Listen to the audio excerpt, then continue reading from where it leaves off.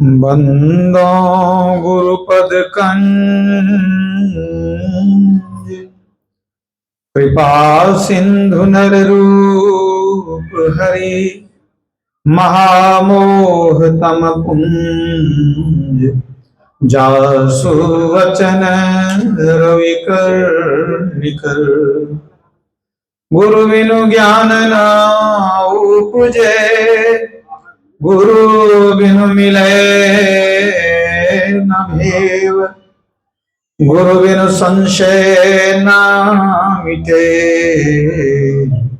जय जय जय गुरुदेव। बोलिए प्रेम से श्री सद्गुरु महाराज की जय। परमाराध्य गुरुदेव के पावन श्री चरणों में कोटिशः नमन। वंदनीय साधु समाज, आदरणीय संचालक महोदय, दिल्ली से आए हुए बुजुर्ग सत्संगीगण, धर्म प्रेमी सज्जनों, माताओं बहनों तथा प्यारे बच्चों, लोग कहते हैं कि हमारा देश भारत एक कृषि प्रधान देश है। यह विशेषता नहीं है भारत की कि यह कृषि प्रधान देश है। कृषि प्रधान देश इस विश्व में और भी अनेक है। वास्तव में हमारे देश की विशेषता क्या है? यह ऋषि प्रधान देश है। ऋषि प्रधान देश दूसरा कोई देश नहीं है इस धरती पर। ऋषि मुनियों का यह देश है। संत महात्माओं की धरती है। यहाँ अधिकांश लोग आस्तिक हैं, ईश्वर को मानते हैं, और आस्तिक हैं तो भक्ति भी करते हैं। अधिकांश लोग भक्ति करते हैं। कुछ लोग ऐसे हैं कि नहीं मानते हैं ईश्वर को या भक्ति नहीं करते। ये तो मनुष्य शरीर इसीलिए मिला है, भक्ति करने के लिए। लोग भक्ति करते भी हैं। यह तो अच्छी बात है कि लोग भक्ति करते हैं, लेकिन कमी कहां रह जाती है? लोगों को पता ही नहीं है कि किनकी भक्ति करनी चाहिए। यहां समस्या उत्पन्न हो जाती है। लोग भक्ति तो करते हैं, लेकिन बिना जाने, बिना बूझे, बिना विचारे, देखा देखी भक्ति कर लेते हैं। इस कारण जो समुचित फल मिलना चाहिए उस फल की प्राप्ति नहीं होती है। सुनते हैं कि भगति तात अनुपम सुखमूला, भगति स्वतंत्र सकल सुख खानी। सभी सुखों की खान भक्ति है। यहां भक्ति करते हैं, दुख में पड़े हुए हैं। क्यों? बिना जाने बुझे भक्ति करेंगे तो यही होगा। पहले जानिए, बुझिए, समझिए, तब कुछ करिए। किनकी भक्ति करें, कैसे भक्ति करें, भक्ति क्यों करें, इन सब बातों को आपको जानना जरूरी है। कहां जानेंगे? आप मंदिर में जाते हैं, तीर्थों में जाते हैं, वहां पवित्र जलकुंड में स्नान करते हैं, देव मूर्ति का पूजन करते हैं, फिर लौट करके घर भी आते हैं, लेकिन वहां आपको यह ज्ञान नहीं होता है कि भक्ति क्यों करें, किनकी करें, कैसे करें, कुछ पता नहीं चलता है। और अपने सनातन धर्म में 33 कोटि देवता है। सुने होंगे आप लोग कि 33 कोटि देवता है। कोटि के दो अर्थ होते हैं। कोटि माने करोड़ और कोटि माने प्रकार भी होता है। तो कुछ लोग कहते हैं 33 कोटि देवता हैं, यानी 33 करोड़ देवता है। कुछ लोग खंडन करते हैं, नहीं नहीं, ये अर्थ गलत है। 33 करोड़ देवता नहीं है। 33 कोटि माने 33 प्रकार के देवता है। अगर 33 प्रकार हुए तो एक एक प्रकार में 2 4 10 तो होगा, तब भी बहुत हुए कि नहीं हुए? तब भी अनेक हो गए।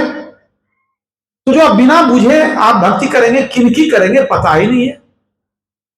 कोई झाड़ जंगल की पूजा करते हैं, कोई ईंट पत्थर की पूजा कर लेते हैं, कोई मजार की कर लेते हैं, कोई कब्र की पूजा कर लेते हैं। भगवान कृष्ण ने कहा कि जो भूतों को पूजते हैं वो भूत लोग जाते हैं, पितरों को पूजने वाले पितर लोग जाते हैं। कहां जाना है आपको? भूत लोग, पितर लोग, कहां जाना है? पता नहीं है। नहीं पता है, इसलिए तो सत्संग है। अब सोचिए जरा कि अगर 33 कोटि देवता हैं, मान लीजिए, तो किनकी पूजा करेंगे, किनको छोड़ देंगे? 33 कोटि देवता हैं। अधिकांश देवता को देवी भी है कि नहीं? भगवान शिव को पार्वती, भगवान विष्णु को लक्ष्मी जी। तो ऐसा तो नहीं कि देवता की पूजा करेंगे, देवी को छोड़ देंगे। आप जब देवता की करेंगे तो देवी को भी करेंगे, है ना? तो अधिकांश देवता को देवी भी है। एकाध हनुमान जी हैं बाल ब्रह्मचारी, उनको देवी नहीं। ठीक है? तो मोटा मोटी मानकर चलिए कि अगर 33 कोटि देवता है तो 33 कोटि देवियां भी हो गई, दोनों मिला के 66 करोड़ हुआ हुआ ना। और जब देवता है देवी है तो क्या उनको संतान नहीं है? क्या ऐसा होगा कि भगवान शिव और पार्वती की पूजा कर लीजिए और गणेश जी को देख के चले आइए, उनको छोड़ दीजिए? अरे तुलसी का पत्ता छोटा हो बड़ा हो तो तुलसी ही है ना। तो जब देवी देवता है उनके संतान को कैसे छोड़ दीजिएगा? आप बताइए, उनको भी उनकी भक्ति करनी है, पूजा करनी है, तो आप एक एक देव मन संतान ही जोड़ लीजिए। यद्यपि भगवान शिव को 2 है, कार्तिक भी है, गणेश भी है, लेकिन मोटा मोटी एक एक संतान ही जोड़ लीजिए तो 33 करोड़ संतान हुई कि नहीं? तो 33 करोड़ देवता, 33 करोड़ देवी, 66 करोड़ और 33 करोड़ संतान, कितना हुआ? 99 करोड़ हुआ। ये 99 के चक्कर में जो पड़ा वो बेचारा बर्बाद होकर मर गया। आवागमन के चक्र में घूमेगा, नरक स्वर्ग की चक्की में पिसते रहेगा।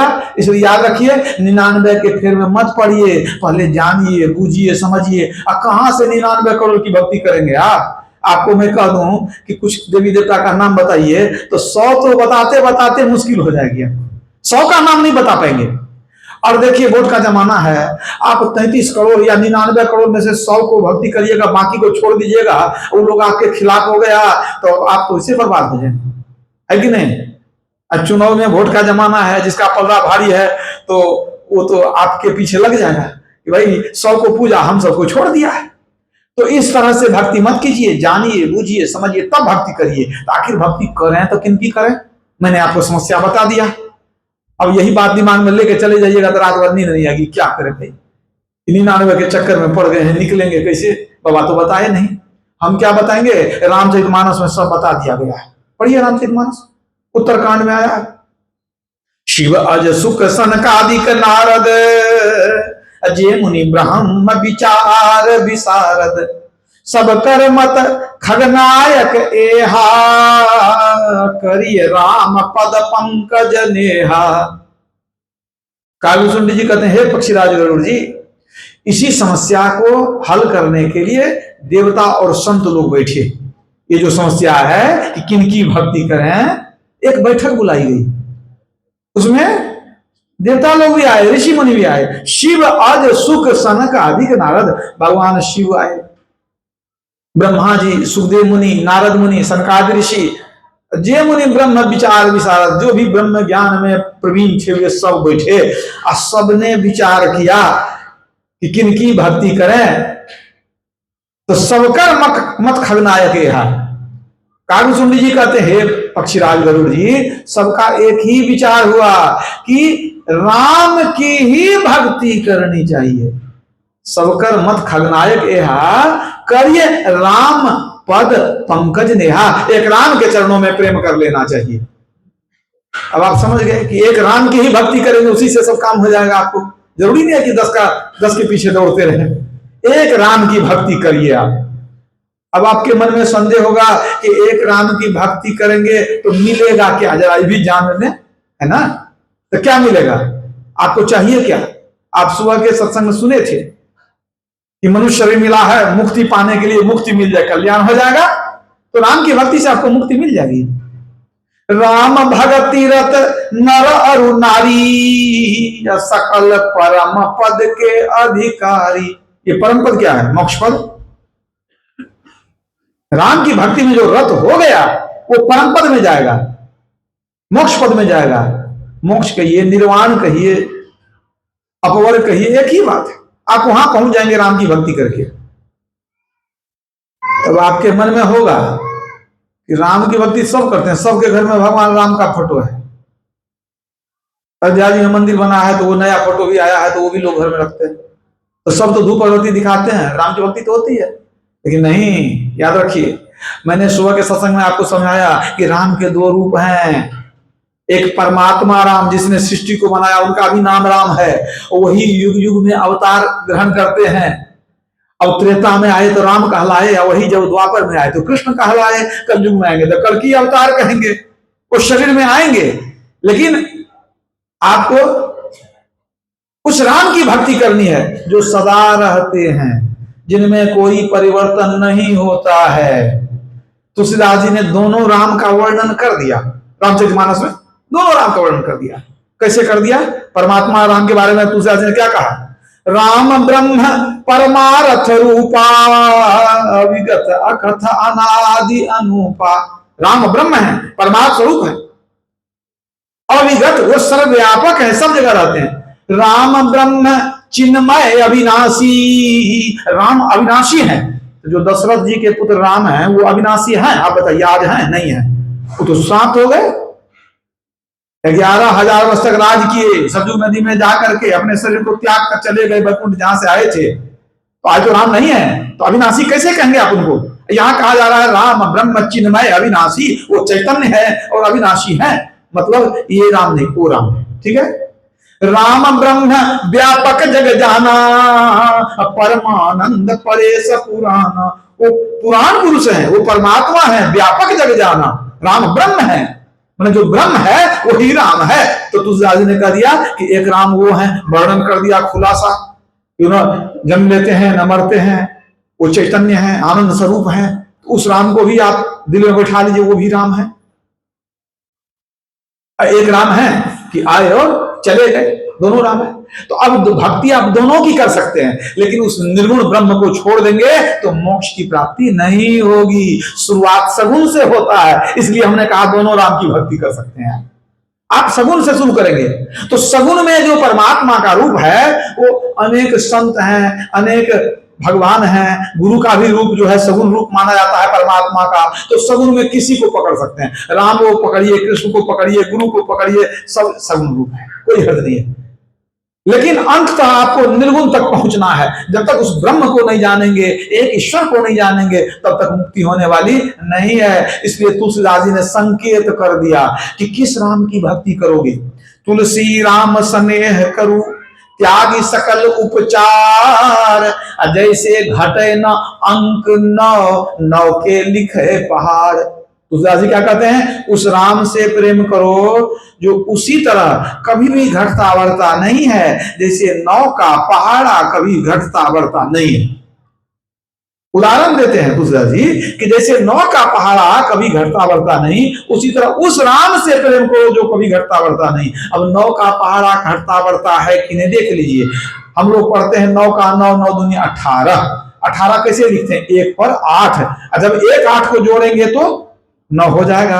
9 तिया 27, तो 2 पर 7, 2 7 को जोड़ेंगे तो 9 होगा।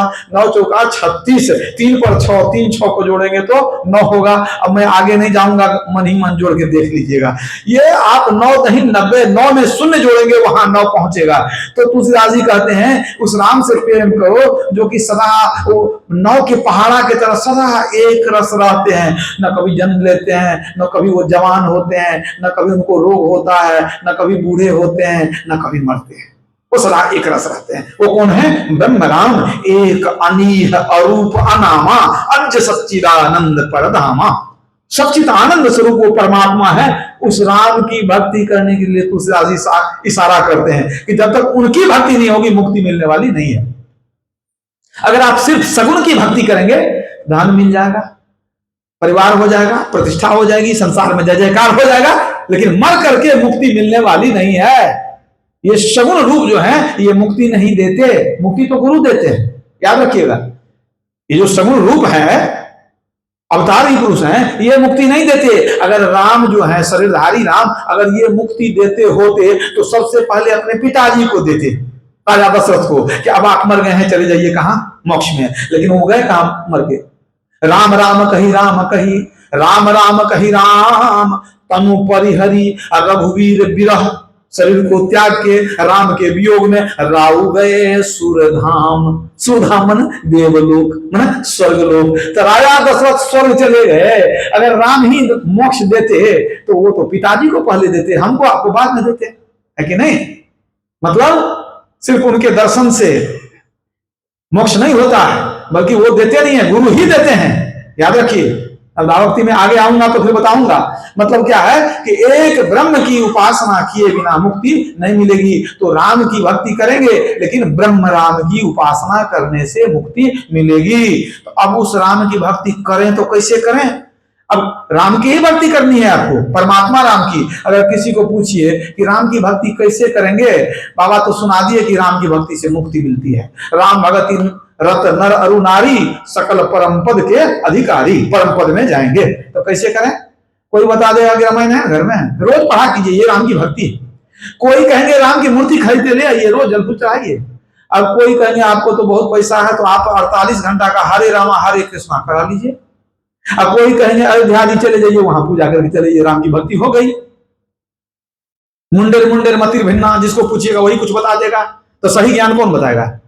राम की भक्ति कैसे करेंगे ये कौन बताएगा? और ये भगवान राम खुद बता रहे हैं। भगवान राम जो शरीर में आए, परमात्मा ने शरीर धारण किया, भक्तों के हित के लिए अपने मुखार बिंद से बता दिया कि भक्ति कैसे करनी चाहिए। अब किसी को पूछने की जरूरत नहीं है। क्यों पूछेगा किसी को? पढ़िए रामचरितमानस। अभी जो आप नवधा भक्ति का पाठ सुने तो क्या सुने? भगवान राम ने अपने मुखारबिंद से सभी को 9 प्रकार की भक्ति बतला दिया। अब बतला, आप कहेंगे कि ये भक्ति सही है कि नहीं है, तो इसका प्रमाण है 9 प्रकार की भक्ति बतला दिए। अंतिम में भगवान राम कहते हैं सकल प्रकार भगति दृढ़ तोरे। हे सबरी, हम बता तो दिए, लेकिन 9 भक्ति में तुम पहले से पारंगत हो, दृढ़ हो, मजबूत हो पहले से। तो फायदा क्या हुआ उसका? शबरी राम जो 9 प्रकार की भक्ति बतलाए, शबरी पहले से कर चुकी थी। उसको करने का लाभ क्या मिला? तजी जोग पावक देह हरिपद लीन भई जहां नहीं फिरे। योग की अग्नि में शबरी ने शरीर को त्याग दिया और परमात्मा के उस पद में गई जहां से लौट करके आना नहीं पड़ता है। किसी को तो मोक्ष कहते हैं। उस पद में गई जहां से लौट करके संसार में आना नहीं, शरीर में नहीं आएंगे, इसी को मुक्ति कहते हैं। तो वही 9 प्रकार की भक्ति करके शबरी को मुक्ति हुई। आज हम भी करेंगे तो मुक्ति मिलेगी। मतलब क्या है कि आपको भटकने की जरूरत नहीं है। नवधा भक्ति को ठीक से समझ लीजिए, भगवान राम के उपदेश को हृदयंगम कर लीजिए, आपको मुक्ति निश्चित मिलेगी। तो 9 प्रकार की भक्ति क्या है गा करके सुनाया गया, पूर्व वक्ताओं ने प्रकाश डाला। अब मेरे पास माइक है तो मैं भी थोड़ा उसका संसार संक्षेप सुना देता हूं कि 9 प्रकार की भक्ति क्या है, भगवान राम ने क्या बताया। प्रथम भगति संतन कर संगा, दूसरी रति मम कथा प्रसंगा। प्रथम भगति संतन कर संगा, पहली भक्ति संतों के शरण में जाओ। संत कौन होते हैं आप जानते हैं? कपड़े रंगने से संत नहीं होते, याद रखिए। संत भेष से होत नहीं, नहीं कथे बहु ज्ञान, न मठ के आधिपति बने, न तीर्थ की स्नान। जिन्होंने भक्ति करके आत्मज्ञान प्राप्त कर लिया उनको संत कहते हैं। तो भगवान राम कहते हैं प्रथम भगति संतन कर संगा। हे शबरी, पहली भक्ति क्या है? संतों के शरण में जाना। अब आप ये बताइए कि भगवान राम संत के पास क्यों भेज रहे हैं? उनको कहना चाहिए प्रथम भगति हमरे संगा, वो तो राम है ना। या हमरे संगा नहीं कहे तो कहते भगवान के संगा। या भगवान शिव की पूजा भी किए हैं भगवान राम, किए है ना। अरे जब समुद्र में पुल बना रहे थे तो पहले भगवान शिव की पूजा किए थे। तो उनको कहना चाहिए प्रथम भगति शंकर के संगा, नहीं, प्रथम भगति संतन कर संगा। भगवान के संगा नहीं, मूर्ति के संगा नहीं, मंदिर के संगा नहीं, तीर्थों के संगा नहीं। क्यों? भगवान के संगा कहते तो भगवान तो आज है नहीं, है कि नहीं? वो तो संभवामी युगे युगे, युग युग में अवतार लेते हैं। आज भगवान कहां है? लेकिन संत सदा रहते हैं। संत से धरती खाली नहीं रहती है, पहली बात। अब दूसरी बात कि भगवान मानते हैं संत हमसे भी बड़े हैं, इसीलिए उन्हीं के पास जाओ। संत बड़े हैं, भगवान राम ने कहा सातम सम मोहिमय जग देखा, मोते संत अधिक करी लेखा। 7वीं भक्ति में बतला देते हैं भगवान राम, ये सभी संतों का दर्जा हमसे ऊंचा है, अधिक करी लेखा, उनका लेखा दर्जा हमसे ऊंचा है। किसने कहा? भगवान राम ने। भगवान शिव ने क्या कहा है? वो भी संत को बड़ा ऊंचा स्थान देते हैं। अब जनी करहि विप्र अपमाना, अजाने हूं संत अनंत समाना। भगवान शिव कहते हैं जाने हूं संत अनंत समाना। संत को अनंत समझो। अनंत का क्या अर्थ है? परमात्मा, याद रखिएगा। परमात्मा का दूसरा नाम अनंत है, दूसरा कोई अनंत हो ही नहीं सकता है, कभी नहीं हो सकता है। परमात्मा का नाम अनंत। भगवान शिव कहते हैं कि जो संत होते हैं वे अनंत यानी परमात्मा हैं। तो भगवान राम मानते हैं कि नहीं, संत हमसे बड़े हैं, सबसे बड़े हैं संत, दूसरा नाम है, तीजे 10 अवतार तिन्हें प्रणाम है। 10 अवतार को भी प्रणाम करते हैं, वो भी आदरणीय हमारे लिए, प्रणाम क्यों नहीं करेंगे? हम तो सनातन धर्मी हैं, सब में भगवान का दर्शन करते हैं, तो सबका आदर करेंगे, सबको प्रणाम करेंगे। लेकिन सबसे बड़े हैं संत, दूसरा नाम है। पहले सबसे बड़े संत हुए और दूसरा परमात्मा का नाम हुआ, और तीजे 10 अवतार तिन्हें प्रणाम। ब्रह्मा विष्णु महेश सकल अवतार है। अरे हाँ रे पलटू, सबके ऊपर संत मुकुट सरदार है। ब्रह्मा विष्णु महेश के सिर के मुकुट कौन है? संत है। तो संत का दर्जा सबसे ऊंचा है। अब आपके मन में होगा कि भाई संत का दर्जा ऊंचा क्यों हो गया, भगवान बड़े क्यों नहीं है, संत क्यों बड़े हो गए? तो छोटा सा कारण ही बता देता हूं। भगवान का भी अवतरण होता है, संत का भी अवतरण होता है। आप जानते हैं, जो भगवान आते हैं उनको निमित्त अवतार कहते हैं, और संत जो होते हैं उनको नित्य अवतार कहते हैं। तो दोनों का अवतार होता है, लेकिन दोनों के अवतार का कुछ न कुछ कारण होता है। क्यों आते हैं सो समझिए, कुछ करते हैं ना आकर के, ऐसा तो नहीं आया चले गए। भगवान क्यों आते हैं? भगवान आते हैं दुष्टों का संहार करते हैं, है ना, सब जानते हैं। युग युग में आते हैं, दुष्टों का संहार करते हैं। और संत जो आते हैं तो क्या दुष्टों का संहार करते हैं? नहीं, वो क्या करते हैं? दुष्टों का सुधार करते हैं। ध्यान दीजिएगा, संत भी अवतार लिए वो दुष्टों का सुधार करते हैं, भगवान अवतार लिए वो संहार करते हैं, है ना। भगवान राम आए, रावण को मार दिए, कृष्ण आए, कंस को मार दिए, और वाल्मीकि जी ने क्या किया? रत्नाकर को क्या बना दिया? महर्षि वाल्मीकि, नारद मुनि ने, महर्षि नारद ने अपने समान एक रत्नाकर हत्यारा लुटेरा को वाल्मीकि बना दिया। भगवान बुद्ध आए, अंगुलीमाल को अहिंसक साधु बना दिया, अपने समान बना दिया। अब जरा विचार के कहिए कि सुधारने वाला बड़ा हुआ कि संहारने वाला बड़ा? संहार करना बहुत आसान है। अगर आपको भी एक हम पिस्तौल दे दें गोली भर के, तो आप 10-20 को मार दीजिएगा। लेकिन सुधारने के लिए कहेंगे तो आपसे कुछ होने वाला नहीं है, क्योंकि आपका अपना घर में बेटा बेटी सुधरा हुआ नहीं है, दूसरे क्या सुधारिएगा? एक बात कहते हैं, दिन रात रहते हैं, कहते हैं बेटा बात नहीं मानता है, बच्चा है मोबाइल से ही खेलते रहता है, बेटी कहाँ जाती है पता ही नहीं चलता, कब आती है घर मालूम नहीं चलता। मतलब समझ गए, सुधारना बहुत कठिन है। वो सुधारते हैं, वो क्या करते हैं? दुष्ट को नहीं मारते, दुष्ट के हृदय में दुष्टता है उसको मार देते हैं, उसके मन के विकार को मार देते हैं। इसलिए सबसे बड़े हैं संत। प्रथम भगति संतन कर संगा, संत से बढ़ के कोई है ही नहीं। इसलिए संत शरण जो जन पड़ा, सो जन उधरन हार। संत की निंदा नानका बहुरी बहुरी अवतार। जो संत के शरण में चला गया उसका उद्धार होगा, जो संत की निंदा करेगा आवागमन के चक्र में घूमता रहेगा। इसलिए प्रथम भगति संतन कर संगा, याद रखिए, वो आपके जीवन को बदल देंगे। राम से यह काम होने वाला नहीं है। अगर राम ही सुधार करते तो रावण को राम अपने समान राम बना देते, लेकिन मार दिए वो, समझ रहे ना। इसलिए भगवान कहते हैं मेरे पीछे मत भागो, क्योंकि मैं संहार कर देता हूं, तेरा सुधार संत के शरण में होगा। तो पहली भक्ति क्या है? संतों के शरण में जाना, और जाने के बाद दूसरी रति मम कथा प्रसंग। वो जो कथा प्रसंग सुनावे खूब प्रेम से ध्यान से सुनिए, वो अमृत की वर्षा हो रही है। संत वचन वह सुधा, देव भी जिसके सदा भिखारी। संत वचन वह धन है जिसका नर प्रधान अधिकारी। वो सुधा है, अमृत है, संतों की वाणियां जो है, आप वहां जाकर अमृत पी सकते हैं। अमृत कहीं संसार में नहीं है, संतों की वाणी अमृत है। तो संतों के शरण में जाइए तो वहां खूब प्रेम से कथा प्रसंग सुनिए, कुछ याद रखिए, कुछ अमल लब में लाइए, तब आपका जीवन बिल्कुल बदल जाएगा। और यदि आप संतों की वाणी सत्संग को सुनना नहीं चाहते हैं, जिन हरि कथा सुनी नहीं काना, अश्रवण रंध्र अहि भवन समाना। तुलसीदास जी कहते हैं उनके कान का छेद सांप के बिल के समान बेकार है, सांप के बिल के समान बेकार है जो हरि कथा श्रवण नहीं करता है। जिन हरि कथा सुनी नहीं काना, जो सत्संग नहीं सुनता है उसके कान का छेद सांप के बिल के समान बेकार है। कुलिस कठोर निठुर सोई छाती, सुनी हरि चरित न जे हर साथी।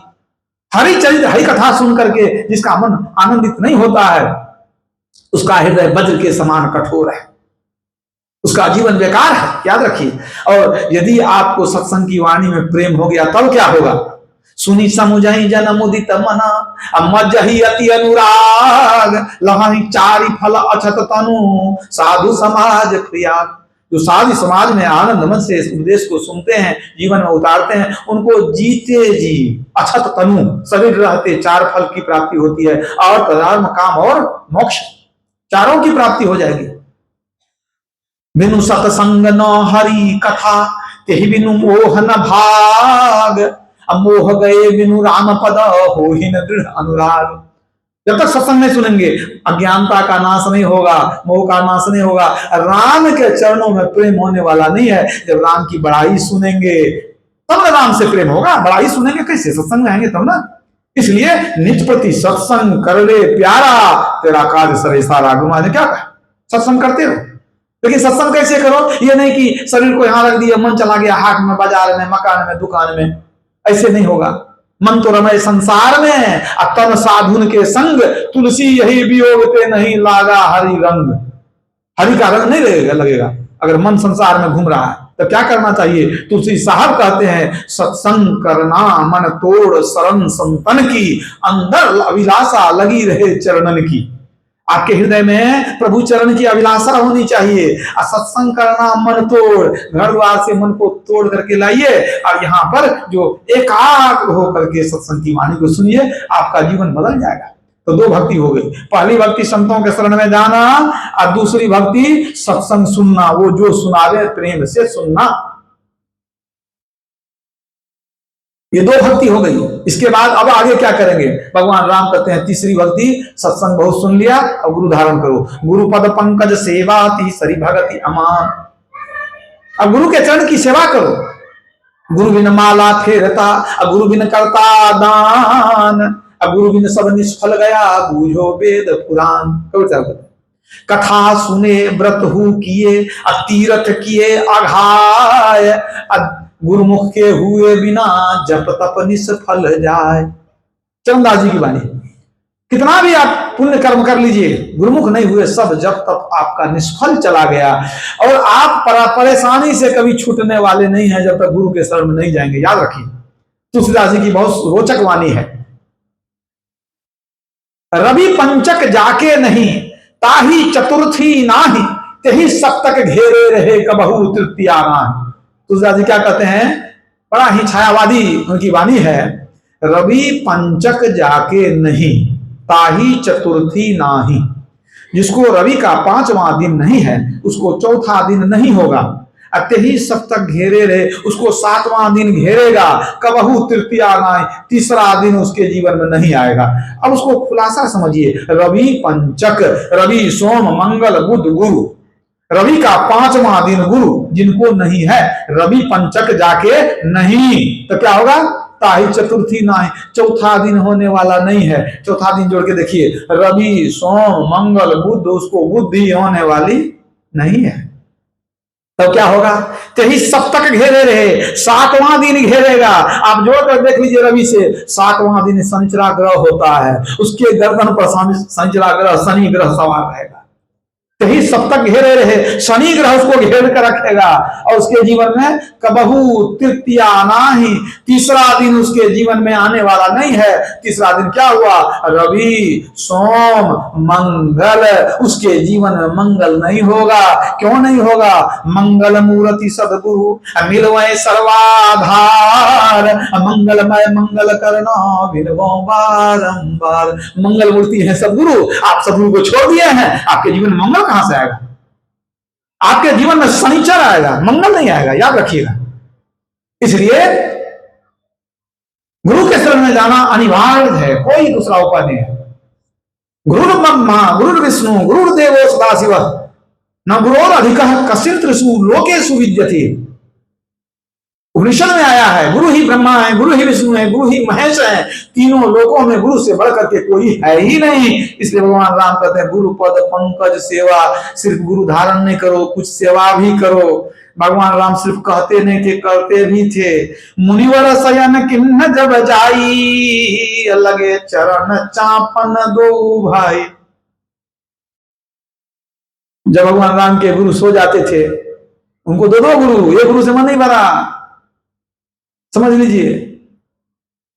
वशिष्ठ जी उनके गुरु थे कि नहीं? अभी स्वामी जी दोनों गुरु की। अब गुरु सो जाते थे, दोनों भाई मिलकर चरण दबाते थे, स्पष्ट लिखा हुआ है, इससे बढ़ के क्या सभा होगी। भगवान कृष्ण ने दोनों गुरु किया, गर्ग मुनि और संदीपन मुनि। वो गुरु की सेवा करते थे, गुरु के चूल्हा जलाने के लिए जंगल जाते थे, लकड़ी काट के लाते थे, कथा आप लोग जानते हैं, है कि नहीं? राम कृष्ण ते को बड़ो किन्हों ने गुरु कीन, अब तीन लोक के ठाकुरे सो गुरु के आधीन। रामकृष्ण से बड़ा कौन है? वे गुरु का चरण दबाते हैं, गुरु के शरण में शीश नवाते हैं, और हम आप किस खेत की मूली हैं? रामकृष्ण से बढ़ के कोई नहीं, वो गुरु की सेवा करते हैं, हमको भी करना होगा। और एक बात याद रखिए, गुरु देवता सो अधिक राम सके नहीं दे, मूर्ख बिगाड़े आपनो गुरु तजी राम ही से। क्या कहते हैं? गुरु देव तासो अधिक राम सके नहीं दे, जो चीज गुरु देंगे उससे अधिक राम नहीं दे सकते। वह व्यक्ति अपना काम बिगाड़ता है जो गुरु को छोड़ के राम के पीछे भागता है। क्यों? राम के पीछे भागते हैं भागते हैं भागते हैं, कभी राम दर्शन दे देंगे, कहिएगा कैसे कल्याण होगा, कहेंगे जाओ गुरु पद पंकज सेवा, जाओ गुरु की सेवा करो, भेज देंगे गुरु के पास। राम मिल जाएंगे तो गुरु के पास भेज देंगे, इसलिए राम के पीछे मत भागिए। वो दुर्लभ चीज क्या है जो राम नहीं दे सकते, गुरु देते हैं, वो है मोक्ष। गुरु ही मोक्ष देते हैं, याद रखिए, दूसरे कोई देने वाले नहीं है। पंडित पढ़ी नहीं पची हुए है, गुरु में मिलाए न ज्ञान, अज्ञान बिना नहीं मुक्ति है सत्य सबद परमाण, कबीर साहब कहते हैं। बिना गुरु के मोक्ष मिलना असंभव है, कोई उपाय नहीं है। तो गुरु ही मुक्ति देंगे आपको, इसलिए गुरु पद पंकज सेवा तीसरी भक्ति अमान। तो हमारे गुरुदेव जिनके शरण में आप लोग हैं, वो कैसे हैं, किस कोटि के गुरु थे, छोटी सी घटना सुनाता हूं। समय बहुत हो गया है, लेकिन विषय ऐसा विशद है कि व्याख्या अगर न हो तो समझ में बात आने वाली नहीं होगी। तो आप लोग को थोड़ा समय देना पड़ेगा, स्थिर से बैठना ही पड़ेगा, कोई उपाय नहीं है। तो हमारे गुरुदेव की लीला मैं सुनाता हूँ, छोटी सी घटना। आप सभी जानते हैं कि गुरु महाराज का जो पैतृक स्थान है पूर्णिया जिले में, बिहार में ही है ना, धारणा बनमनकी में उनका आश्रम भी है। वहां गुरु महाराज अपने आश्रम में थे, थोड़ा संक्षेप में सुनाते जाता हूं। वो अपने हाथ से केला बांस आदि लगाए हुए थे, बहुत बाड़ी वगैरह थी, फल वगैरह का पेड़ वगैरह लगाए हुए थे। अचानक है क्या कि केला जो है पकने वाला ही था, सेवक लोग सोचे थे काट के लाएंगे, अचानक चोर घुस गया बाड़ी में और जाकर के बागवानी में घुस करके केले का पूरा जो है खान ही काट लिया और लेकर के जाने लगा। इतने में किसी को लघुशंका की हाजत हुई, गया पीछे, देख लिया कि नहीं तो चोर केला लेके जा रहा है, वो चिल्लाना शुरू किया, चोर चोर चोर, उसके पीछे दौड़ा, केला लेके भागा चोर, और पीछे से जो चिल्लाया तो दो चार सेवक और दौड़ा। अब चोर समझा कि केला तो भारी है, बड़ा बहुत बड़ा ये है, उसको उठा के भाग नहीं सकेंगे, अब जान बचाना है तो केला छोड़ के भागना पड़ेगा। केला को छोड़ करके भागा हो, लेकिन सेवक लोग बड़े मजबूत सब थे, सोचा नहीं गुरु महाराज का लगाया हुआ केला चोर चुरा कर ले जाएगा, इसको छोड़ेंगे नहीं, और दो चार उनके पीछे लग गए। अब दौड़ते दौड़ते बहुत दौड़ाया, कितना दौड़ाया ठिकाना नहीं, गली कुछ में भागते फिरता था, उसके पीछे लगा हुआ था। अंत में जाके चोर को पकड़ ही लिया। ये लोग उठा करके, दो चार आदमी मजबूत थे सेवक लोग, उठा करके लाए, वो तो आने वाला था नहीं, किसी तरह उसको पकड़ के लाए। एक आदमी केला लेकर आया, गुरु महाराज बैठे थे और लोग आश्रमवासी कुछ तमाशा देखने वाले आ गए कि चोर पकड़ाया है। अगर आपके यहाँ चोर पकड़ा जाए तो अड़ोस पड़ोस का लोग आ जाता है मेला देखने के लिए तुरंत, कि देखें कैसा है, कहीं मौका मिल जाता हाथ साफ कर लेंगे, हम भी दो चार हाथ लगा देंगे। अब वहां पर केला भी लाया गया, चोर को भी लाया गया, वहां खड़ा गुरु महाराज को कहा, जो लाया वो सब परेशान हो गया था, एकदम हाथ रहा था। गुरु महाराज यही चोर है, इसको लाए हैं, देखिए यही केला उठा करके लाया, यही चोर चुरा के जा रहा था। अब इसको आदेश दिया जाए क्या करें, इसको बांध करके घर में बंद कर दें कि पुलिस को बुला लें कि इसको मारे, जो कहिएगा वही करेंगे। गुरुदेव बहुत परेशान किया है, पकड़ में नहीं आ रहा था, बड़ी मुश्किल से लाए। अब गुरु महाराज चोर की तरफ देखने लगे, देखते देखते बड़ा बेचारा बड़ा डरा हुआ, एकदम लगा था कि दुखी परेशान। तो गुरु महाराज पूछते हैं, तू खाया है आज कि नहीं कुछ खाया है? पूछ रहे खाया है कि नहीं, बेचारा क्या बोलेगा, सोचा अब तो मार खाने का समय है, अब क्या पूछेंगे, कहेंगे कि खाए कि नहीं खाए, अभी तो एक थप्पड़ खाए नहीं है। और सबका विचार था पहले गुरु महाराज के पास ले जाएंगे तब इसको खूब कूटेंगे कि गुरु महाराज का लगाया हुआ केला चुरा के ले जाता है। तो गुरु महाराज के सामने कुछ नहीं बोला, जब कुछ नहीं बोला तो गुरु महाराज क्या करते हैं अपने सेवक को, है सुनो, ये लगता है सुबह से खाया नहीं, इसको पहले खिला दो कुछ। अब तो सबको आग लग गई कि इसको अभी मारे भी नहीं है, एक थप्पड़, कहते हैं कि खिला दो। किसी को खिलाने का मन नहीं था। अब दोपहर के बाद का समय था, तो भंडारी जो बैठा था वो कहता, गुरु महाराज अब भोजन खत्म हो गया, खिला पिला के बर्तन मांज के रख दिए, कुछ नहीं है। और गुरु महाराज तो सबके मन की बात जानते थे कि सही बात है कि खाना खत्म हो गया लेकिन खिलाना कोई चाहता नहीं है। नाट के कहते हैं बात बनाता है, अरे खाना भोजन खत्म हो गया है ना, इसको चूड़ा दही खिलाओगे। हमेशा चूड़ा दही रखते थे गुरु महाराज, कभी कोई आ जाए अतिथि तो क्या खिलेंगे, चूड़ा दही गुड़ खिलाओ। अब मरता क्या नहीं करता, एकदम बेमन से, मन नहीं था, बगल में पत्ता दिए, चूड़ा दिए, दही दिए, गुड़ दिए, खिला दिए। अब मन एकदम खराब हो गया, इसको खाना खिलवा दिए। जब खाना खा लिया तो खाना जब खा लिया वगैरह बैठ के तो कहते हैं अच्छा अब तुम जाओ। अब जाओ जो कह दिए तो उसका पैर नहीं उठे कि कैसे कहते हैं खिला दिए, मारे भी नहीं, कहते हैं जब चले जाओ। अब वो जा भी नहीं रहा है और सबका मन खराब हो गया। सब सोचने लगा कैसे गुरु महाराज को खिला दिए, कहते हैं जाओ। और जैसे वो पैर उठाया कि कहीं भागेंगे हम, तो गुरु महाराज कहते सुनो ये केला कौन काटा है, चुप का तो ही काटा है, कहता हाँ हम ही काटे, इसको भी उठाओ, अरे केला भी ले जाओ, केला भी ले जाओ, केला उठाओ। अब गुरु महाराज डांटे जोर से तो केला उठा लिया, कहता अब जाओ केला लेके घर चले जाओ। अब जब कह दिए गुरु महाराज तो अब तो भाव विह्वल हो गया कि सही में भूखे थे हम, भरपेट खिलाए, अब केला कहते हैं लेकर के जाओ। वो बेचारा रोने लग गया और वो केला रख दिया, चरण में आके रोने लग गया, एकदम आंसू बहने लग गया उसको। क्षमा कर दीजिए, बहुत बड़ी गलती हुई, कहा जाओ क्षमा कर दीजिए, केला उठा के ले जाओ। केला लेकर के जो गया तो जाते जाते उसका हृदय बदल गया, वो रत्नाकर से वाल्मीकि हो गया। समझ लीजिए, हृदय बदल गया, वो प्रण कर लिया आज से कोई भी बुरा काम नहीं करेंगे। और वो धीरे धीरे गुरु महाराज के सत्संग में आने लग गया। श्री सद्गुरु महाराज सठ सुधरनी सतसंगति पाई, अपारस परस कुढ़ातु सुहाई। मज्जन फल देखिए तत्काला, काक हो ही पिक बकऊ मराला। ये बनाई हुई कहानी नहीं है, याद रखिएगा। मैंने गुरु महाराज का बहुत दर्शन किया है। मैं भागलपुर में 1982 से 87 तक पढ़ता था, गुरु महाराज का दर्शन करता था, उनका सत्संग सुनता था मैं, उसमें मैं दीक्षा भी ले रखा था। 1978 ईस्वी में मैंने दीक्षा लिया है, 8 क्लास में पढ़ता था उसमें। तो गुरु महाराज की कैसी कृपा है, वो कैसे गुरु थे कि एक चोर भी आया तो सुधर करके चला गया, बिल्कुल मन बदल गया उसका। अब मारते तो शायद नहीं सुधरता, समझ लीजिए। संत दरस जिमी पातक टरई, संत के दर्शन से पाप टल गया, है ना। यह है गुरु की महत्ता। इसलिए गुरु के शरण में जाइए, बिना गुरु के शरण में गए उद्धार होने वाला नहीं है। यह तीसरी भक्ति। चौथी भगति मम गुण गना करई कपट तजिगान। भगवान राम कहते हैं चौथी भक्ति क्या है, मेरा गुणगान करो। परमात्मा का गुणगान करना पड़ेगा। क्यों करेंगे भाई, आप देखिए, यदि कोई आपको बुरे समय में कुछ मदद कर दे, बुरे समय में मान लीजिए बहुत रुपये का अभाव है, जरूरी है केस में लगाने के लिए या कहीं और काम के लिए, आप 5,000 रुपया किसी से मांगते हैं, कोई नहीं दिया। यदि कोई भला आदमी आपको दे दिया तो आप गुण गाइएगा कि बहुत द्वार भटके कोई नहीं दिया, वही एक अच्छा आदमी था, बेचारा हमको मदद किया था। तो कोई 5,000 रुपया आपको मदद करे तो आप नाम लेते हैं। और जो परमात्मा हम जो कीड़ा मकोड़ा बन रहे थे वो निकाल करके हमको मनुष्य जोनी में दिए, माता के गर्भ में दिए, गर्भ में 9 महीना रक्षा किए, जन्म लिए मुंह में दांत नहीं खाएंगे क्या, माता के शरीर में दूध की व्यवस्था किए, कितना कुछ किए। अभी भी हम उनके ऋणी हैं, उनकी हवा में सांस लेते हैं, उनका जल दिया हुआ पीते हैं। अगर वो हवा निकाल ले तो संसार श्मशान हो जाएगा, कोई जिंदा बचेगा। इतनी कृपा, तो आप क्या करिएगा उनके लिए, क्या करिएगा, कहिएगा जल फूल चढ़ाते हैं, जल कहां से लाए, परमात्मा का दिया हुआ, फूल कहां से आया, सब उन्हीं का दिया हुआ। अरे कम से कम उनका नाम तो लीजिए। नहीं मुख राम गाओगे आगे दुख बड़ा पाओगे, राम बिन कौन तारेगा, पकड़ जमदूत मारेगा।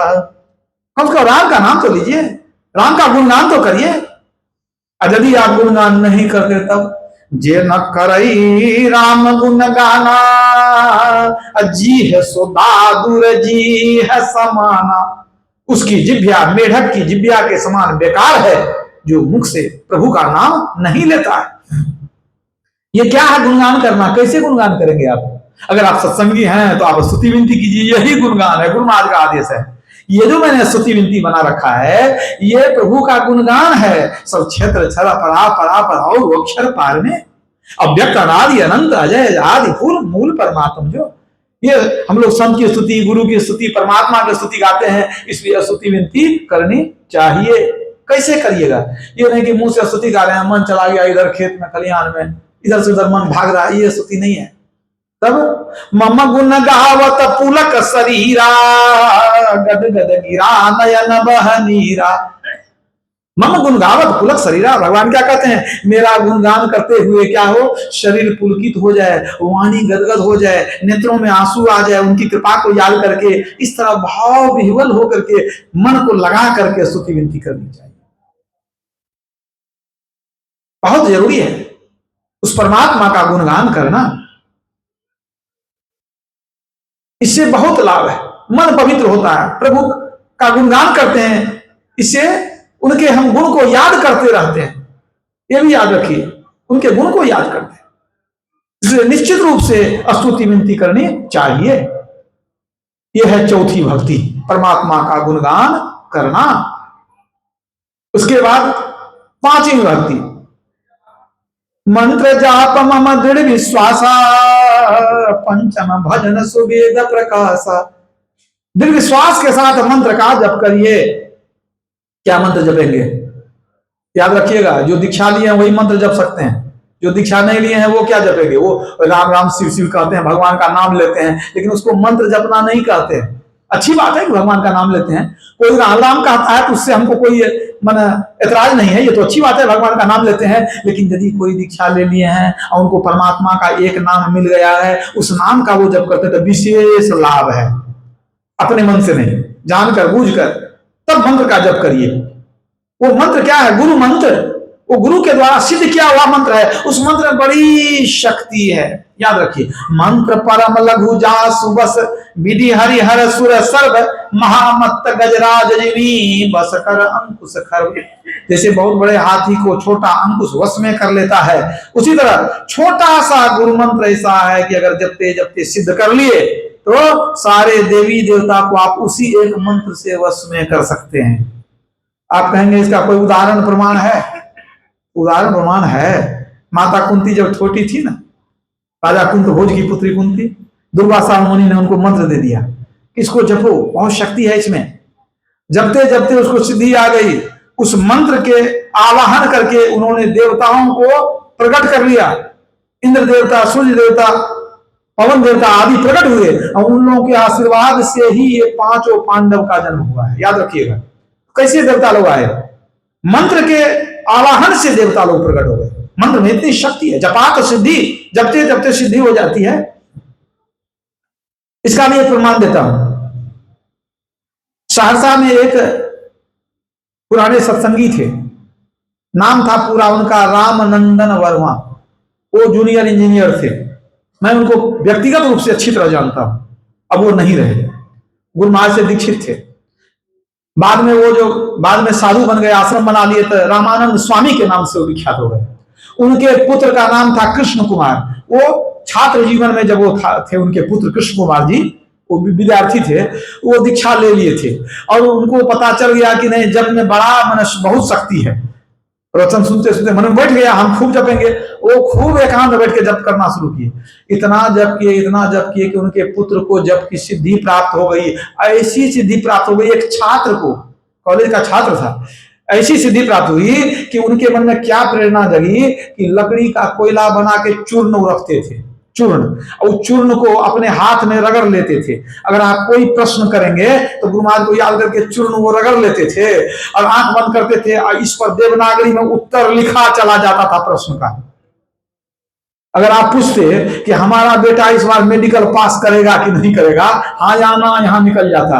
आप बेटी की शादी इस वर्ष होगी कि नहीं, वो उत्तर निकल जाता था। वो तमाशा दिखाने लगे थे, खूब तमाशा दिखाते थे। एक सत्संगी आगे गुरु महाराज को कह दिए, गुरु महाराज के समय की बात है, कि गुरुदेव ऐसे ऐसे वर्मा जी के पुत्र है ना, वो तो चमत्कार दिखाते हैं। गुरु महाराज ने कहा जाके उसको मना करो, ये सब तमाशा दिखाने की चीज नहीं है, तुरंत मना करो। जाकर के सत्संगी लोग बोले, लेकिन युवा नवयुवक कहीं बात समझे, कॉलेज का छात्र उतना लोभ को वो संवरण नहीं कर पाए। इतना बड़ा चमत्कार होता है मन में, वो करते रह गए। अंत में पिताजी उनको बहुत समझाए, इंजीनियर साहब, लेकिन वो बात नहीं माने। तो गुरु महाराज एक बार जब वो रामानंद वर्मा जब आए एक बार कुप्पाघाट हमारे पास, तो बोले कि गुरुदेव हम तो बेटा को बहुत समझाते हैं लेकिन बात नहीं मानता है। तो उन्होंने कहा जाइए आप उसको भेजिए मेरे पास। तो कह दिया कि गुरु महाराज बुलाए हैं कुप्पाघाट। तो कृष्ण कुमार जो थे वो आए, वहां से आए कुपाघाट, जैसे आए तो सब जान गए कि यही है जो चमत्कार दिखलाते हैं। अब उस समय में कुपाघाट में बहुत से छात्र लोग रहते थे, मैंने भी देखा 82-84 में बहुत से छात्र लोग रह के वहां पढ़ते थे। सब पूछने लगे कि 4 साल हो गया मेडिकल नहीं हुआ, हमको इस बार निकलेगा कि नहीं बताइए। अब वो जो है कोयला निकालने लग गए, भाई कुछ निकालेंगे उत्तर। कुछ लोगों ने कहा नहीं नहीं, अब आ ही गए तो पहले गुरु महाराज का दर्शन कर लीजिए, वहीं दिखा दीजिएगा, वहीं बता दीजिएगा। तो चलिए, तो ऊपर हाथ धोकर के गए, गुरु महाराज बैठे हुए थे। सब किसी सत्संगी ने कहा गुरुदेव यही है कृष्ण कुमार जी और वर्मा जी के पुत्र, इनको जो है शक्ति मिली हुई है, ये उत्तर दिखा देते हैं। तो ये पूछ रहा है कि इस बार मेडिकल होगा कि नहीं होगा। तो यही है, कहा अच्छा ठीक है, दिखा तो क्या दिखाता है। वो क्या किए, कोयला निकाले, कोयला निकाल के घसना शुरू किए। घसते घसते घसते रह गए, सारी विद्या खत्म, सारी विद्या खत्म। जिनकी माया थी सारा सब माया समेट ली। गुरु महाराज पहले ही कहे थे सब चमत्कार नहीं दिखाना है। और गुरु महाराज डांटते हुए कहे थे इस सब चक्कर में मत पड़ो, तुमको कितना समझाए, खबर किए थे कि सब दिखाना, तमाशा दिखाना, चमत्कार दिखाना ठीक नहीं है, इसका दुरुपयोग करना ठीक नहीं है। जाओ तुम अपना पढ़ाई लिखाई करो, भजन ध्यान भी करते रहना। जाओ, चले गए। वो बाद में पढ़ लिख करके वो भी इंजीनियर बने। वो लखनऊ में नौकरी करते थे। कुछ वर्ष पहले मैं गया था लखनऊ, मिश्रा जी बुलाए थे लखनऊ में, तो वहां जब मैं गया था तो कृष्ण कुमार बाबू भी आए हुए थे। अब रिटायर कर चुके, वो अभी भी हैं शरीर में, याद रखिएगा। जो छात्र जीवन में चमत्कार दिखलाते थे अभी भी वो है, अभी भी सत्संग भजन वो करते हैं। मतलब ये सब कोई गलत बात नहीं है, सुनी हुई बात नहीं है कि जपात सिद्धि, जपते जपते सिद्धि आती है। गुरु गुरु गुरु कल्प विटप, गुरु गुरु गुरु में ही जप, गुरु जाप जपन साचो तब सकल काज सारण। ये कल्प वृक्ष समान फल देने वाला है गुरु मंत्र का जप। इसलिए अति पावन गुरु मंत्र मन ही मन जाप जपो, उपकारी गुरु रूप को मानस ध्यान रखो। ये 5वीं भक्ति समाप्त हो गई। छठदम शील विरति बहु कर्मा, निरत निरंतर सज्जन धर्मा। भगवान राम कहते हैं छठी भक्ति क्या है, सज्जनों के धर्म को अपनाओ, सज्जन बन जाओ। सज्जन किसको कहेंगे? यदि झूठ बोले, कोई निंदा करे, कोई मांस मछली खाए, कोई हिंसा करे, क्या उसको कहेंगे सज्जन? उसी को दुर्जन कहते हैं। तो भगवान तो संकेत कर दिए कि सज्जन बन जाओ। गुरु महाराज ने कहा कि जो 5 पाप को छोड़ेंगे वही सज्जन कहलाएंगे। व्यभिचार, चोरी, नशा, हिंसा, झूठ तजना चाहिए। मैं जो भक्त बनना चाहते हैं उनको सज्जन बनना पड़ेगा, उसके लिए 5 पाप का त्याग करना पड़ेगा। तो निरत निरंतर सज्जन धर्मा, ये तो आधा हुआ। आधा और पहले क्या था? छठ दमशील विरति बहु कर्मा। छठी भक्ति क्या है? दमशील बनो। द और म दम मन इंद्रिय निग्रह, इंद्रियों को रोकिए। आप अपने ज्ञानेंद्रियों को रोकिएगा तो कर्मेंद्रियां स्वतः रुक जाएगी।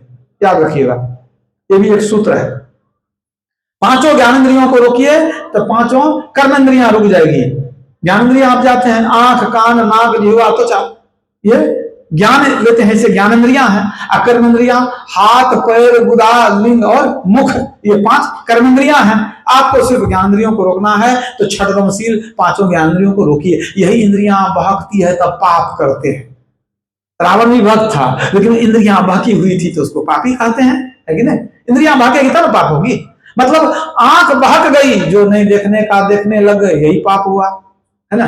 जिह्वा बहक गई, जो नहीं खाने का वो खा लिए, फल के बदला मुर्दा उठा के खा लिए, यही हो गया, पाप हो गया। इसी तरह आपकी इंद्रियां बहकती है, आप पाप करते हैं। भगवान राम कहते हैं इंद्रियों को रोकने का स्वभाव बनाओ, क्योंकि इंद्रियां जब तक रुकेगी नहीं तब तक आगे भक्ति में बढ़ेंगे नहीं। क्योंकि मन तो इंद्रियों में पसरा रहता है, इंद्रियों के घाटों पर मन पसरा रहता है। तो इसको रोकेंगे कैसे? आप इंद्रियों को कैसे रोकेंगे? विषयों से इंद्रियों को कैसे छुड़ाएंगे? विवेक के द्वारा छुड़ाएंगे। लेकिन विवेक से पूरा काम नहीं होता है। मान लीजिए आप जानते हैं क्या कि 5 इंद्रियां पाप करती है, नहीं करना चाहिए, इसको रोक के रखना चाहिए। जानते सब हैं, लेकिन कभी कभी इंद्रियां भाग जाती है। कैसे भाग जाती है? मान लीजिए आपको शुगर की बीमारी है, डायबिटीज हो गई है, ठीक है? आप जानते हैं कि हमको मीठा बिल्कुल नहीं खाना है, बिल्कुल नहीं खाना, तो लेकिन मन भागते रहता है। भागता है कि नहीं भागता है? भागता है। घर में यदि किसी को पत्नी है कड़ाई करती है, नहीं मिठाई बिल्कुल खाने नहीं देंगे, छूने नहीं देंगे, बिल्कुल कड़ाई है। कौन चाहता है कि पति बीमार हो जाए, मर जाए, विधवा हो जाए? तो ध्यान रखेगी ही निश्चित रूप से। अब वही आदमी जब जाता है समधी के यहाँ, और समधन जब वहां रंग बिरंगा भोजन देती है, खीर पूरी हलवा मिठाई भी देती है, और खड़ी हो जाती है, नहीं नहीं खाइए। अब उनके मन में तो हो रहा है कि पत्नी तो कभी खाने देती नहीं, आज मौका लगा है, लेकिन खाए कैसे? सब जानता है कि हमको शुगर बढ़ा हुआ है, डायबिटीज है, तब आधा मन से कहते हैं आप लोगों को नहीं मालूम है, हमको तो शुगर बढ़ा, भाई सब नहीं खाते, मीठा उठा बना है नहीं खाते हैं। तब जो है फिर अब समझी है, समझन है, वो आग्रह करने लगती है, अरे एक दिन खाने से कुछ नहीं होगा, दवाई लेते हैं ना, दवाई लेते रहिए, एक दिन खाने में कुछ नहीं होगा।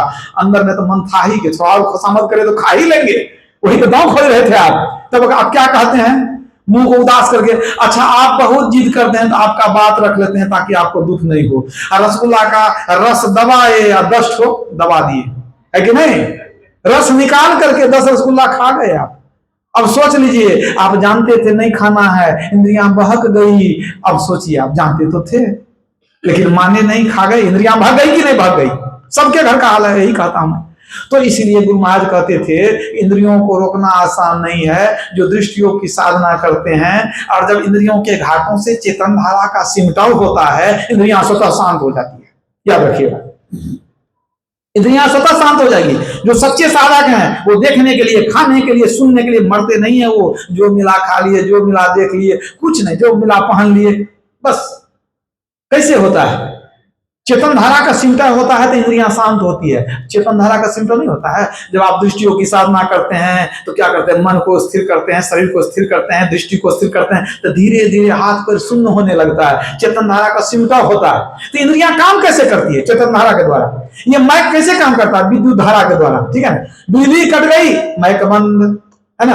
अगर आप सोए हुए हैं, कान में छेद तो है लेकिन बिजली कट गई, मतलब चेतन धारा हट गई कान से, तो कान में छेद है, कोई गाली देगा सुनिएगा, सोए में नहीं सुनिएगा। क्यों, चेतन धारा हट गई है। जैसे बिजली के बिना माइक काम नहीं करेगा, चेतन धारा के बिना इंद्रियां काम नहीं करती है। तो सोने के बाद कान में छेद है, कुछ पता नहीं चला, नाक में छेद है, गंध पता नहीं चलेगा आपको। इसी तरह चेतन धारा हटती है, तो ध्यान के द्वारा भी समेटते हैं, चेतन धारा को समेट करके कहा आज्ञा चक्र के केंद्र में केंद्रित करते हैं। दृष्टि योग अभ्यास अति ही करता ही करत, कपनी सहज ही छूटे प्रोड़ होवे सुरत, तिल दरवाजा टूटे नजर के जोर से, अरे हाँ रे में ही लगे टकटकी खूब जोर बर जोर से। तो गुरु महाराज कहते थे कि दृष्टियों की साधना करते करते ही दमशीलता होगी, यही छठी भक्ति है, दृष्टियों के द्वारा प्रकाश मंडल में जाना।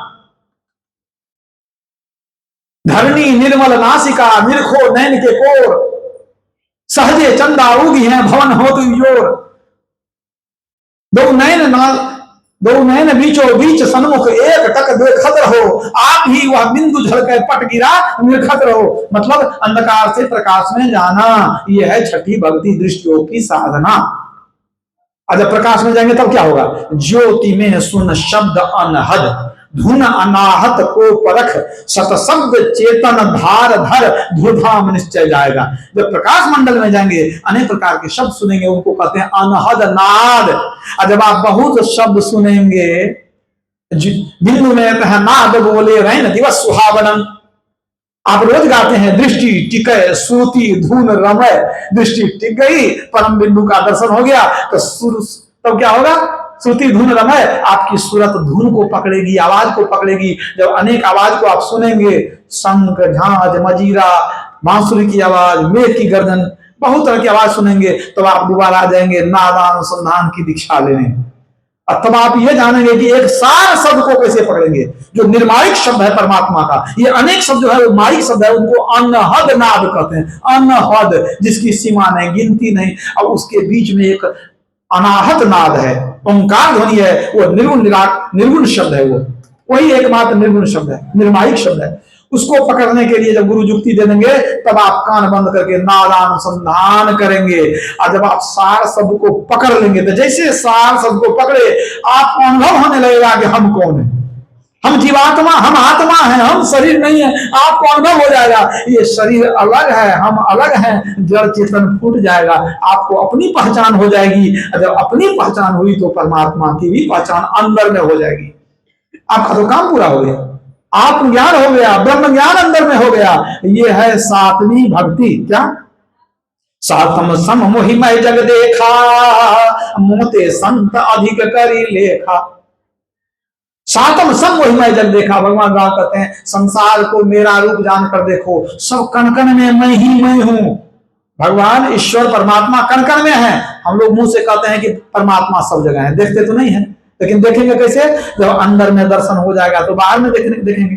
तो भगवान कहते हैं कण कण में राम का दर्शन करो। ये कैसे होगा? नारानुसंधान के द्वारा। जब अंदर में दर्शन होगा तो बाहर में भी दर्शन होगा। तब अगर बाहर अंदर में दर्शन हो गया तो बाहर में भी दर्शन करेंगे। तब आप तुलसीदास जी की तरह कहेंगे, सिया राम मैं सब जग जानी, करहु प्रणाम जोड़ी जुग पानी। कर कर मेरा, मुझ में राम तुझ में राम, सब में राम समाया, कर लो सबसे प्यार जगत में कोई नहीं पराया। यह है सातवीं भक्ति, नादानुसंधान। 8 भक्ति कर लीजिए, भक्ति आपकी पूरी हो गई। 7 भक्ति हो गई, 7वीं भक्ति।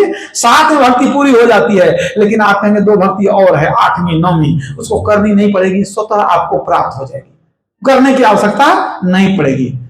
आप जाते हैं मॉल में, बढ़िया बढ़िया कपड़ा खरीदते हैं, तो पैसा जो आप देते हैं सामान का देते हैं, अब जो झोला दिया फ्री में दिया कि नहीं दिया? है ना?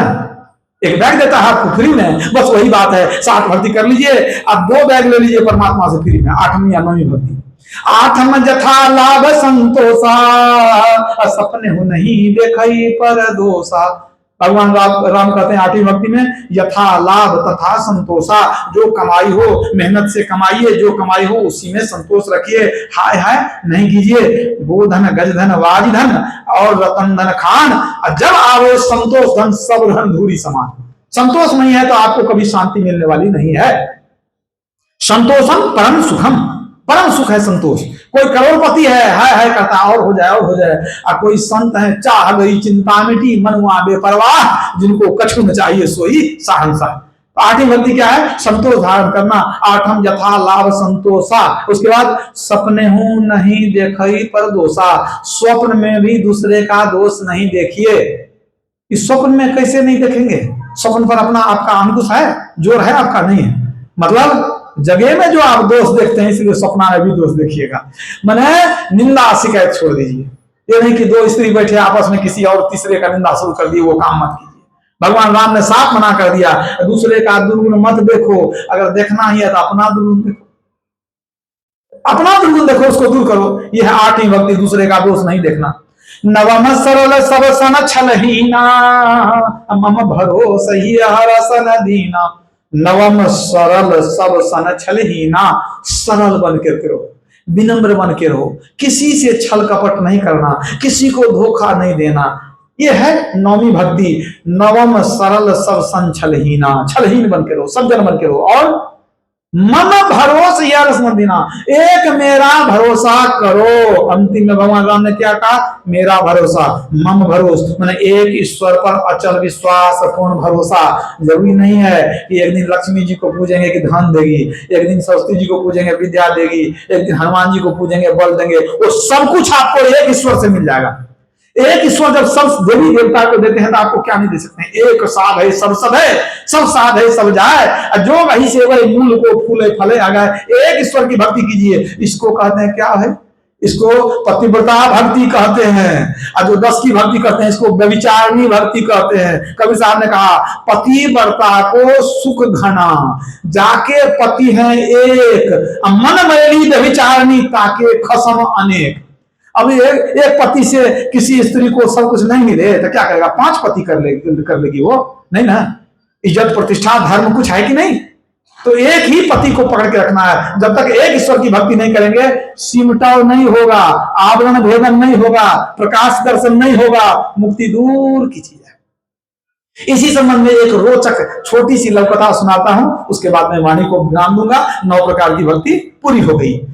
एक ईश्वर पर विश्वास करना चाहिए, एक ईश्वर की भक्ति करनी चाहिए। इसी पर छोटी सी कथा है। एक कहीं कोई स्थान में पुराना देवालय था, कोई मंदिर बहुत पुराना, वो जो था बड़ा ही सिद्ध पीठ माना जाता था। तो वहां बहुत लोग आते थे, बड़े बड़े लोग भी आते थे पूजा करने, माथा टेकने। उस इलाके का राजा भी आता था वहां पर प्रणाम करने, कभी पूजा करने या कभी प्रणाम करने। तो जब राजा जाता था तो उस पुराने मंदिर के मुख्य द्वार, सिंह द्वार के दोनों तरफ 2 भिखारी बैठा रहता था। बहुत पुराना भिखारी, किसी को बैठने नहीं दे, एक बायां तरफ एक दायां तरफ, 2 भिखारी बैठता था हमेशा। और उसका काम था मांगना, लोग देता था उसको। जब जब राजा जाता था तब दोनों भिखारी राजा को सुना करके मांगता था। क्या मांगता था? ध्यान दीजिएगा। जैसे भी राजा आया, सिंह द्वार में प्रवेश करेगा, दाहिने तरफ का भिखारी कहता था, हे प्रभु परमात्मा, इस राजा को आप कितना दे दिए, अगर थोड़ा हमको भी देते तो आज भीख मांगना नहीं पड़ता। वो किसको कहता है? प्रभु परमात्मा को, कि राजा को तो आप बहुत दिए, अगर थोड़ा भी हमको देते तो आज भीख मांगना नहीं पड़ता। और जो माया बगल भिखारी बैठता था वो भी कहता था, वो क्या कहता था? हे राजन, परमात्मा ने आपको कितना दे दिया, अगर थोड़ा सा हमको दे दीजिएगा तो हमको भीख मांगना नहीं पड़ेगा। तो माया वाला किससे मांगा? राजा से, परमात्मा से नहीं मांगता था। ये राजा को कहता था परमात्मा इतना दिए, थोड़ा हमको दे दीजिए, भीख नहीं मांगना पड़ेगा। और ये पहला वाला दहिना तरफ वाला जो था वो परमात्मा को कहता था, राजा को इतना दिए, थोड़ा हमको भी दे देते। अब राजा चले जाए, अब दोनों आपस में बहस करने लग जाए। दहिना वाला कहे क्या मांगता है राजा से? अरे परमात्मा से मांगो, एक ईश्वर है, सबका मालिक एक है, क्या ही मुस्लिम क्या हिंदू, उसी से मांगो, हम उस परमात्मा से मांगते हैं। और ये माया वाला ईश्वर को नहीं मानता था, ये कहता है पागल, ईश्वर देगा, देखा है कभी ईश्वर को? अरे जिसको देखा नहीं वो देगा, और जिसके गला में इतना मोती का हार है उठा के दे दे तो हमारा जीवन कल्याण हो जाएगा। तो सामने में जो है उसको छोड़ के, या जिसको कभी देखे न सुने उसको तुम कहा तो मान लेंगे हम? अरे कोई ईश्वर सब नहीं होता है, तू भी राजा से मांगो, और दोनों मिलके मांगेंगे, राजा जल्दी पिघल जाएगा, तब दोनों को देगा। तो कहना ना, देना वाला कहना हम तो ईश्वर से मांगेंगे, चाहे हमको जो ही मिले, जीवन रहे कि चले जाए, हम नहीं मांगेंगे राजा से, हम तो ईश्वर से मांगे। आई माया वाला जब मांगे तो राजा से मांगे, सब दिन का यही बात है। और दोनों आपस में भिखारी लड़ भी ले, दोनों में दोस्ती भी थी, अपना समय कटते जाता था। एक बार राजा के मन में हुआ, जब जब जाते हैं तो दोनों मांगता है लेकिन हम देते किसी को नहीं, देना चाहिए। सोचा देंगे, आज भेजते हैं, कुछ देंगे। वो विचार करने लगा कि दोनों को दें कि एक को दें। मन आया कि नहीं, दहिना वाला को हम क्यों देंगे, वो जिससे मांगता है वो जाने, वो जाने, उसका भगवान जाने, हमको क्या बीच में क्या पढ़ना है। वो तो भगवान को कहता है कि राजा को इतना दिया, हमको भी दे दे, उसको भगवान देगा, हम उसको देने वाले नहीं हैं, हम तो बाएं वाला को देंगे, उसको हम ही पर भरोसा है, वो हमसे मांगता है कि थोड़ा हमको दे दीजिए तो हमारा दुख दूर हो जाएगा, तो हम बाएं वाला को देंगे। अपने सिपाही, एक सिपाही को बुलाया, भंडारी को कहा खूब सुंदर खीर बनाओ, बहुत बढ़िया, उसमें काजू किशमिश केसर वगैरह डाल के बढ़िया एक नंबर जैसा मेरे लिए बनाता वैसा खीर बनाओ, बड़ा सा बर्तन में, एक बट्टा में, बड़ा कटोरा में भरो उसको और लेकर के आओ। ला करके जब दिया तो राजा क्या किया, उसमें 25 असरफी गिरा दिया, सोने का सिक्का दे दिया। तो ताजा खीर है तो चला गया अंदर, और सिपाही को दिया, कहा देखो जी ये खीर ले जाओ, अब बाएं वाले को देना, दाएं वाला को कभी भूल के नहीं देना, देना है बाएं वाले को। अब कुछ बताना नहीं, कहना राजा दिए हैं, ये खीर तुम्हारे लिए है, तो दे के आ जाना। सिपाही खुशी खुशी गया और पूरा खीर बाएं वाला भिखारी को दिया, कहा राजा साहब भेजे हैं। और सुन करके खुशी में नाचने लगे, राजा साहब की कृपा हो गई, अगर आज कृपा होगी तो हो गई है तो आगे भी कृपा होगी, धन्य धन्य हो गए हम। अब वो सुगंध ही लेने लगी खीर की। और जब सिपाही चला गया था उससे झगड़ा करने लगा, वो जो दहिना पर बैठता था, अभागा तू भी मांगता था, तेरे लिए एक बर्तन आता कि नहीं, देखो हम मांगे तो आ गया, तेरे लिए कुछ नहीं। इसलिए तुमको समझाते थे कि कोई ईश्वर परमात्मा नहीं होता है, राजा से मांगो वही तुमको देगा, तुम्हारा भाग्य फूट गया, अब हम खाएंगे तुम मुंह देखते रहोगे, तुमको देंगे नहीं, हम तुमको ललचा करके अपने खाएंगे। देखा कि नहीं खाने लायक ठीक है, गर्म ज्यादा नहीं है, उठाया मुंह लगा दिया, सीधे सीधे मुंह लगा के खींचना शुरू किया, खाना शुरू किया। अब उसको चिढ़ाता भी था दूसरे को कि देखो तुमको तो कुछ मिला नहीं। अंत में जब आधा खाया, पेट भर गया, तो कहता अच्छा तुम तो देखो, तुम तो परमात्मा को मांगता था, परमात्मा तो है नहीं तुमको देगा, और जो देने वाला है राजा, उससे तो मांगा नहीं कि तुमको मिलेगा, कोई नहीं तुमको दिया। अच्छा कोई नहीं दिया तो हम तुम्हारा दोस्त हैं, थोड़ा सा तुमको हम जरूर देंगे, तुम चिंता नहीं करो, कोई नहीं दिया हम देंगे तुमको, जूठा खिलाएंगे लेकिन देंगे तुमको जरूर। आधा खा लिया, बर्तन लेके दिया, ले तू भी खा ले। जब उसको दिया तो मन में सोचा कि अभी भर पेट खाए हैं, एक काम करते हैं इसको रख लेते हैं, रात में खा लेंगे तो काम चल जाएगा, रात में कुछ हमको सोचना नहीं पड़ेगा, रात का खाना यही हो जाएगा। वो बर्तन लेके घर गया, रात हो गई, दोनों अपना अपना घर गया। अब राजा दूसरे दिन सोचा कि अच्छा जो हमको मांगता था उसको तो हम बहुत असरफी दिए हैं, तो अब तो वो भीख नहीं मांगेगा, अब तो सेठ बन गया होगा, चल के देखते हैं।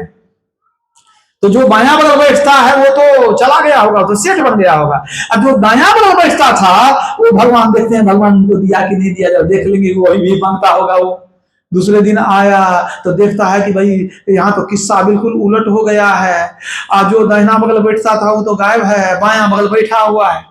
अभी राजा का माथा गर्म हो गया, इतना असरफी भेजे, अभी भीख मांग रहा है, कैसा आदत खराब है इसको।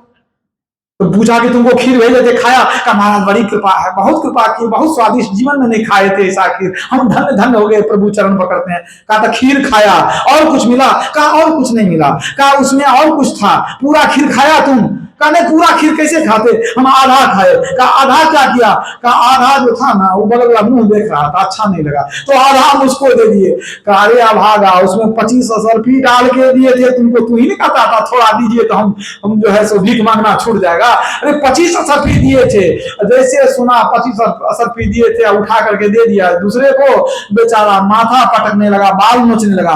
राजा ने कहा तेरे किस्मत में कुछ नहीं है। कहा जाके उसको पकड़ेंगे हम। कहा वो हाथ लगेगा तुमको, और उसको असर भी मिल गई, अब तो गया काम से, अब कभी मिलेगा नहीं तुमको, वो कहां गया होगा ठिकाना ना, उससे बन जाएगा, अब तुमको कभी मिलने वाला नहीं है। राजा को विश्वास हो गया कि हमारे करने से कुछ होने वाला नहीं है। हम चाहते थे नास्तिक को धनी बना दें, ये ईश्वर में विश्वास नहीं करता था, वो उसको ईश्वर पर विश्वास था, देगा तो ईश्वर ही देगा। राजा चाहता था जिसको धनी बनाना वो भिखारी रह गया, और जो परमात्मा पर विश्वास करता था वो सेठ बन गया। तो राजा कहता है कि जिसको न देगा भगवान उसको क्या देगा सुल्तान, हमारे देने से क्या होगा। तो परमात्मा की कृपा हो जाएगी तो किसी की कृपा की जरूरत नहीं है। मतलब इस कथा से पता चलता है वो ईश्वर विश्वासी था, उसका भाग्य एक दिन खुल गया, और जिसको ईश्वर विश्वास नहीं था आया हुआ भाग्य भी लौट गया। इसलिए एक ईश्वर विश्वास रखना चाहिए। ये 9 प्रकार की भक्ति जो है शबरी ने किया, नतीजा क्या हुआ? वो शबरी परमात्मा के उस पद में चली गई जहां से लौट करके संसार में आना नहीं पड़ता है। अब जरा सोचिए आप कि शबरी कैसी थी, रूपहीन, धनहीन, विद्याहीन, है ना, प्रतिष्ठाहीन, ज्ञानहीन, इस तरह की दीनहीन एक कुरूप स्त्री जब ईश्वर को पा सकती है, मुक्ति को पा सकती है, तो हम लोग तो उससे अच्छे हैं। हम लोग ज्ञानवान, धनवान, रूपवान, विद्यावान, सब तरह से संपन्न है, और उसको मतंग ऋषि के तरह गुरु मिले, तो हम लोगों को भी महर्षि महीपत जी महाराज के तरह गुरु मिले। इतने महान सदगुरु मिले, वही ज्ञान हम लोगों को भी मिला है। अगर हम लोग भी ईमानदारी से नित्य नियमित रूप से साधना करेंगे तो हम लोगों को भी मुक्ति की प्राप्ति होगी, और हम लोगों का जीवन उज्जवल हो जाएगा। बोलिए प्रेम से श्री सदगुरु महाराज। आदरणीय विनोद बाबू ने इस सत्संग का आयोजन किया है, ये बहुत बड़ा पुण्य का काम वो उन्होंने किया है। जहां तक मुझे ज्ञात है कि वो साल साल में सत्संग कराते रहते हैं, ये बहुत बड़ी बात है। परमात्मा की असीम कृपा इनके ऊपर है। तो मैं परमात्मा से, गुरुदेव से प्रार्थना करता हूं कि आदरणीय विनोद बाबू की उन्नति होती रहे, इनकी भक्ति बढ़े, इनके पूरे परिवार के लोगों का कल्याण हो, सबकी भक्ति बढ़े, सबका जीवन मंगलमय हो। और आप जितने सज्जन पधारे हुए हैं सबके लिए शुभकामना है कि सबका कल्याण हो, सबकी भक्ति बढ़े, सब मैंने परमात्मा के शरण में जाएं और अपना कल्याण करें। पुस्तक भी हम लोगों के साथ में आई हुई है, यदि किन्हीं को लेना हो तो आपको कुछ ऐसी पुस्तकें मिलेगी जो कहीं दूसरे जगह मिलने वाली नहीं है। गुरु महाराज की कुछ पुस्तकें हैं हमारे पास जिसको मैंने प्रकाशित किया है, कुछ पास संत सेवी प्रभु महाराज की अनेक पुस्तकें हैं। तो यदि कोई पुस्तक लें या और कुछ लें तो आप संपर्क करेंगे हमारे सेवक से, तो वो निकाल करके आपको गाड़ी से दे सकते हैं। श्री सदगुरु महाराज। जहां निकलते हैं वहीं लगा हुआ है, बिछा हुआ है, जो भाईवान को लेना है वो आप पुस्तक ले। आरती कराएं, आरती से जाना भी